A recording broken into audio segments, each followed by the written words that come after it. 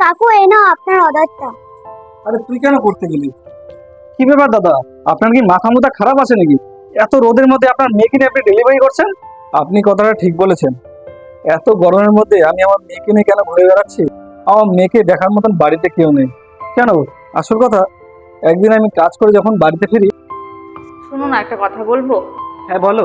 আমি coaching centre join করব। ভবিষ্যতে তো আমাদেরও টাকার দরকার আছে, বলো। Coaching centre? হ্যাঁ করো, অসুবিধা নেই। কিন্তু কত খরচা পড়বে? ওই ধরে নাও 1 লাখ টাকার মতো লাগবে। 1 লাখ টাকা লাগবে? ঠিক আছে, তুমি করো, আমি কিছু ব্যবস্থা করছি। তারপরে আমি ডিসিশন নিলাম, ঠিক আছে, ও যখন চাকরি করতে চায়, ওর জন্য আমি আমার বাইকটাকে বিক্রি করে দিলাম। বিক্রি করে কিছু টাকা জোগাড় করে ওকে সেই কাজটা করালাম। তারপর তারপর কি হলো? তারপরে আরেকদিন যখন বাড়িতে গিয়ে দেখি। আমাকে ক্ষমা করে দিও। আসলে আমি কোনোদিনই তোমাকে ভালোবাসিনি। আমি বিয়ের আগের থেকে একজন শিক্ষককে ভালোবাসতাম, আর ছেলেটির পরিবার একজন টিচার মেয়ের সাথে বিয়ে দিতে চায়।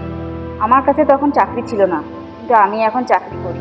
তার জন্য আমি চলে যাচ্ছি। আমার বাচ্চাটিকে দেখে রেখো, আর পারলে আমাকে ক্ষমা করে দিও। না দাদা, এটা আপনার সাথে ঠিক হয়নি। আসল কথা, ও কোনোদিন আমাকে ভালোই বাসতো না। শুধু একমাত্র ওই কাজটা করার জন্য আমার সাথে এতদিন ছিল। যখন ওর কাজটা হয়ে যায়, তখন আমাকে আর আমার মেয়েকে রেখে দিয়েও চলে যায়। কি গো, তোমার এখনো হলো না?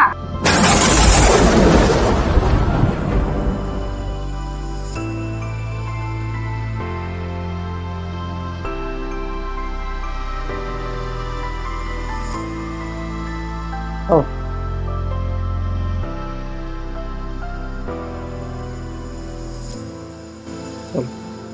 আশা করি বন্ধুরা গল্পটা আপনাদের ভালো লেগেছে। গল্পটা ভালো লাগলে অবশ্যই একটা লাইক করে ভিডিওটাকে শেয়ার করে দিও।